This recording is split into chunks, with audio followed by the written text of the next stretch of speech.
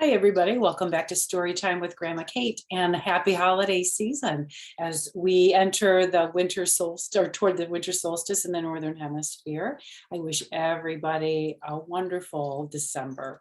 Today, I'm going to read a brand new story. This is a brand new one to me. It's called The Winter Witch. It's by Clay Bonnyman Evans, and the illustrations are by Robert Bender. And I hope you enjoy this one today. It's a really beautiful story about wintertime and the way that we all might celebrate a little differently this time of year.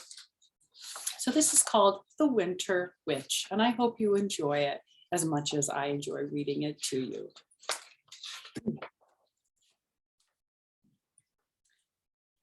And when I go walking in the woods, especially when the snow falls this time of year, this is just what Wildwood Park or Ottawa Park right up the street, it's what it looks like. And it's one of my favorite times of year because you can see the bare branches against beautiful sunsets. There's a lot of beauty to be seen this time of year. So here we go. Devin, no, Stephen hissed. His dog had cornered Polly, his stepmother's cat, again, but it was too late. Stephen, put Dewey outside, his dad saying that. But Dad, it's Christmas.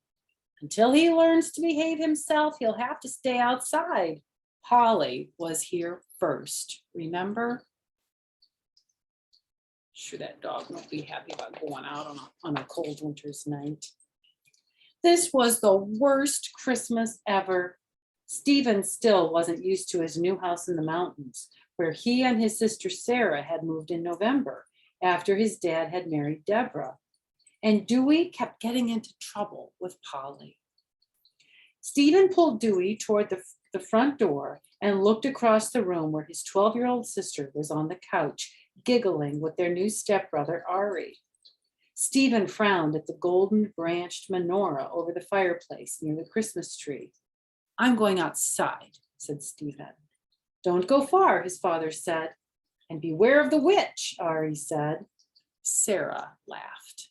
Do you know what this is? This is called a menorah. And folks who celebrate Hanukkah this time of year light one candle for each night of the celebration.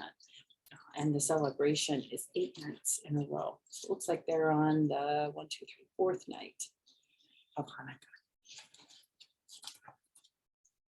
Stephen set out across the deep, fresh snow with Dewey beside him. The moon and a million stars shone down. Stephen wasn't scared. Ari was just teasing about the woman who lived in the house by the pond. Stephen knew there weren't real witches. At least he was pretty sure. Right, he asked Dewey, who only barked and spun circles in the snow with his tail wagging. Speaking of tails wagging, that's a Dee Dee's tail. She just jumped up in my lap. You want to sit down, Dee Dee? Enjoy the story. Following the creek, they came to a steep bank. Dewey bounded ahead, but as Stephen climbed up behind him, he slipped and tumbled down. He came up spluttering, wearing a beard of snow. I hate Christmas, he shouted. Can it be? Came a reply. A boy who hates Christmas? Stephen scrambled to his feet and saw the bent figure of an old woman above him next to Dewey. So there was a witch. Would she turn Dewey into a toad? A toad wouldn't be much fun for a pet. Of course, it wouldn't matter if Stephen were a toad too. Well, the old woman said. I fell, said Stephen.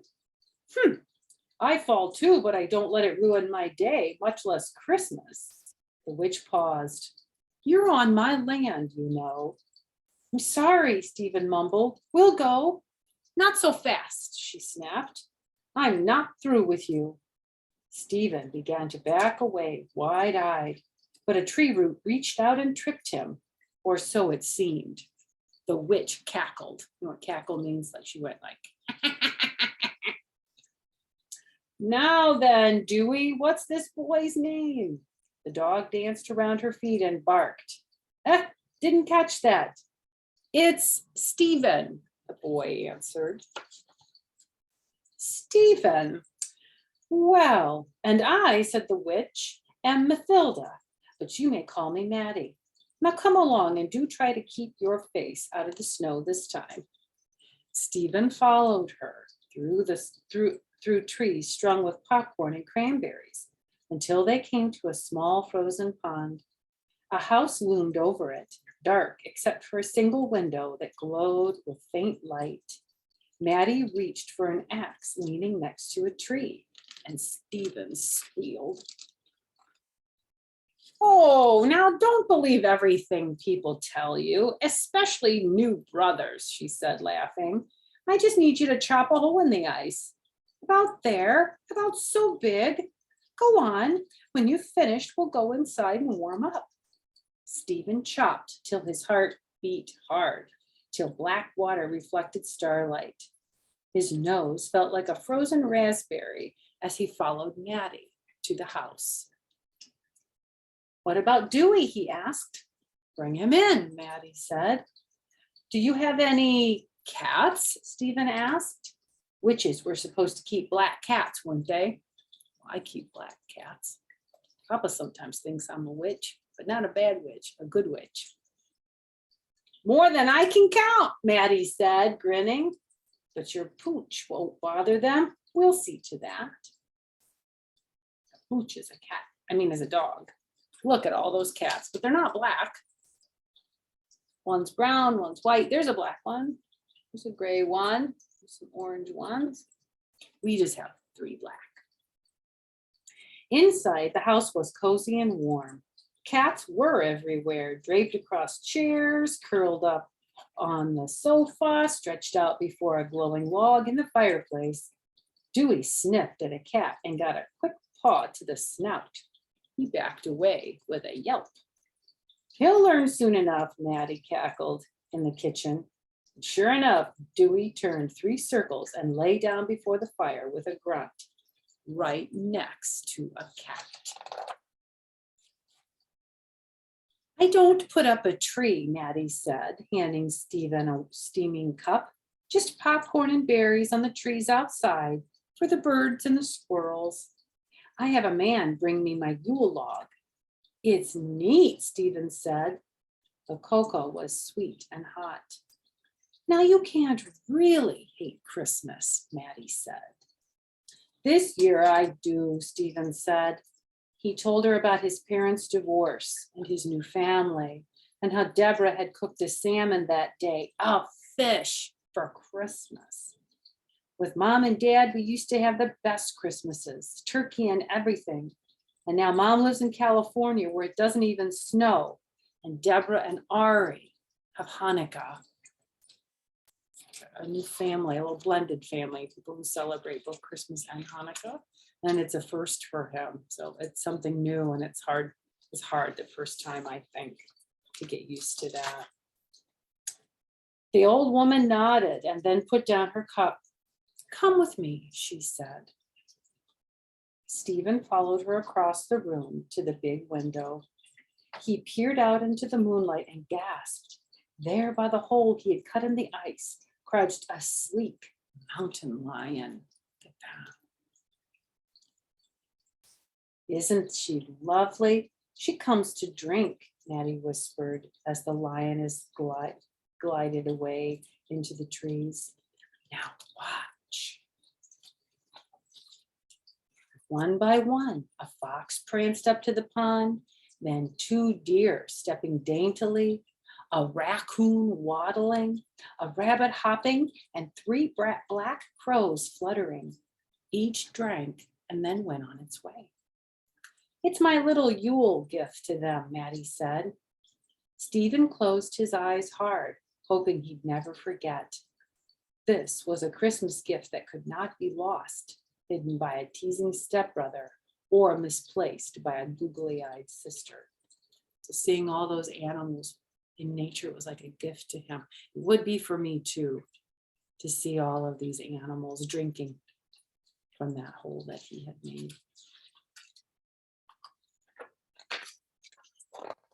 You see, Maddie said, It's a dark, cold time for all God's creatures.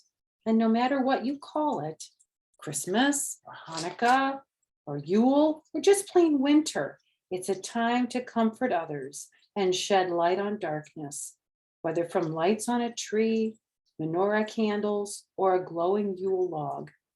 For wild creatures, there's just starlight. But Stephen, it's all one light. And now, she said, you'd best be off home. They'll think you've been made into a witch stew. Maddie gave Stephen a lantern for a safe journey home. But I'll want it back. Come back, she said, before closing her door, and bring skates for the pond. Do you know what that means when she says it's all one light? Light is light, no matter if it's from trees on a tree, lights on a tree, or candles on a menorah, or even the light of the sun. We all see that same light. Everybody in the whole planet sees the same light of the sun and the same light of the moon too, yeah. Stephen hurried toward home, but at the edge of the trees, he stopped and looked back. Maddie's window was now dark, except for dashes of starlight. All one light, he thought.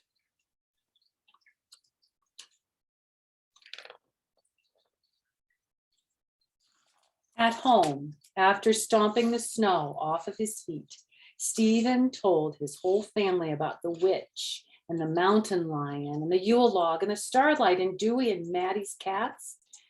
As if to prove it all true, Dewey approached Polly, wagging his tail. Cat-eyed, what does it say? Cat-eyed dog for a suspicious moment. And then she wound herself around his legs, and everyone laughed. I guess the cat's name was Cat. Before going to bed, Stephen stood by the stairs and called, "Merry Christmas, everyone, and Happy Hanukkah." And lying beneath his warm covers, he silently wished Maddie a happy Yule.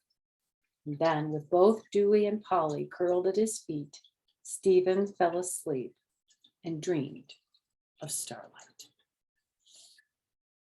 I love this book. It's such a wonderful book because it talks about how this time of year we all might celebrate differently. Like some of you might be celebrating Hanukkah this week.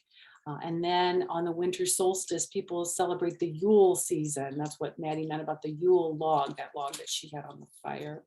And then, of course, at Christmas time, December 25th, many of us celebrate Christmas as well. But this is called a season of light. And so during this season of light, I hope that you find peaceful, quiet moments, fun moments, and time to reflect on how all of our celebrations are connected to that one light. So until I see you again, everyone, have a wonderful holiday season.